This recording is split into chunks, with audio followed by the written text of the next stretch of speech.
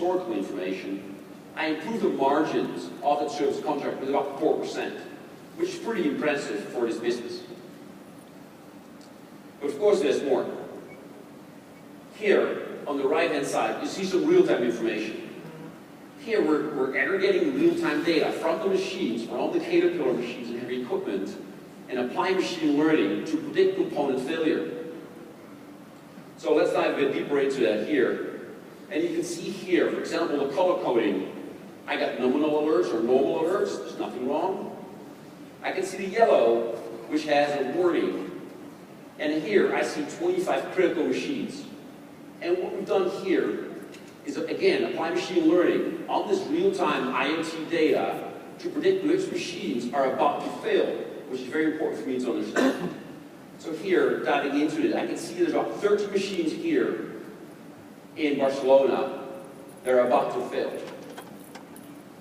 But of course, as a service executive, I also want to make sure I'm staying on top of my business while I'm traveling. So switching over here, I have my Service Pro.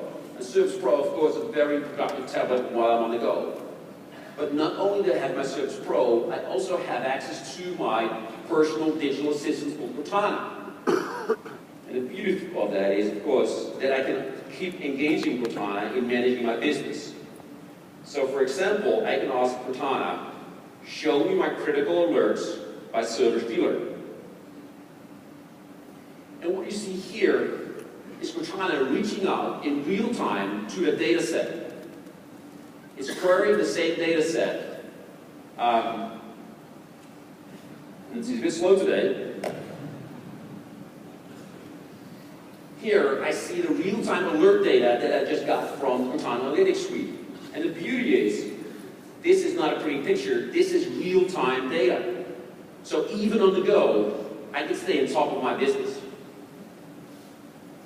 So now let's switch to the Service Manager. And as a Service Manager,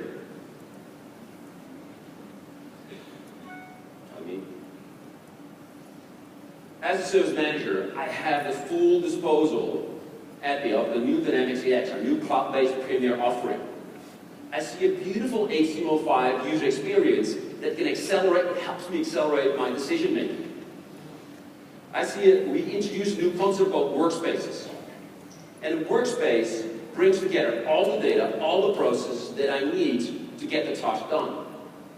For example, here, I see a workspace for equipment monitoring, which is very important for me as a service manager. Here on the left-hand side, I see some relative contextual information. I see the equipment information that I need. I also see things like oil sample history. And we pan to the right here, I see some Power BI information. And the beauty now, and this is new in the new Dynamics AX, is I can actually personalize this experience and add Power BI charts or tiles directly here in my experience.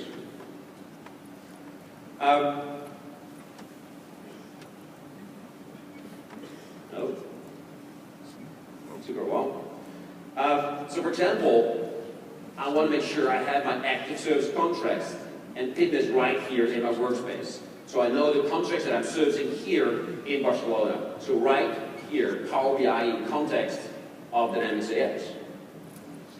Now let's take a look at the middle here. Here I see these 13 pieces of equipment that are about to come into Barcelona and are about to fail. And one of the things that I have here is what I call a smart date.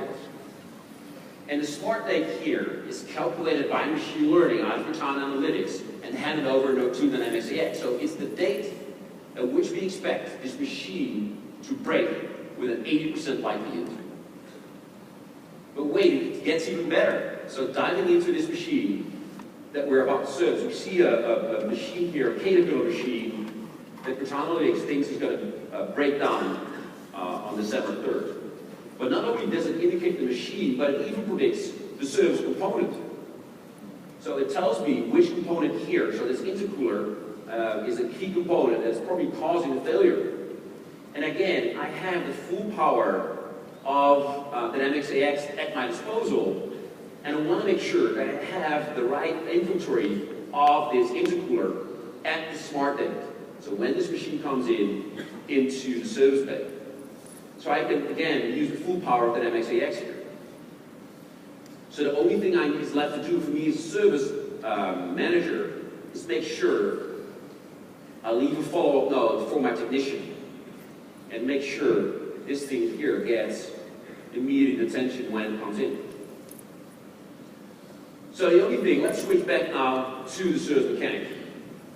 And before we do it, of course, we need to get the machine into the service bay. So here we have a beautiful Caterpillar machine that I'm now driving into my service bay.